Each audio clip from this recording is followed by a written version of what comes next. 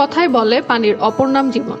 পানি আমাদের শরীর হাইড্রেট রাখে এবং সঠিক শারীরিক কার্যকলাপ বজায় রাখে। তবে উপকারী হলেও ইচ্ছেমতো পানি পান করা যাবে না, তা খেতে হবে পরিমাণ মতো। বিশেষজ্ঞদের মতে একজন প্রাপ্তবয়স্ক মানুষের জন্য দিনে 2 থেকে 3 লিটার পানি পান করা আদর্শ। তবে এই পরিমাণ নির্ভর করে বিভিন্ন বিষয়। শরীরে ওজন যদি বেশি হয় তাহলে শরীরে প্রয়োজনীয় পানির পরিমাণও বেশি হবে।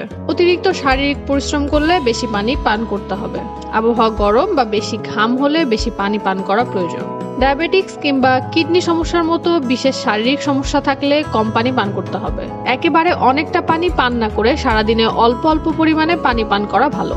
প্রয়োজনের তুলনায় বেশি পানি পান করা হলে ওভার হাইড্রেশন হতে পারে। এটি শরীরে ইলেকট্রোলাইট ভারসাম্য নষ্ট করতে পারে এবং কিডনির ওপর চাপ বাড়ায়। তাই পানি পান করতে হবে নির্দিষ্ট পরিমাণে। দিনে কত লিটার পানি পান করা উচিত তা নির্ভর করে ব্যক্তির প্রয়োজনের উপর।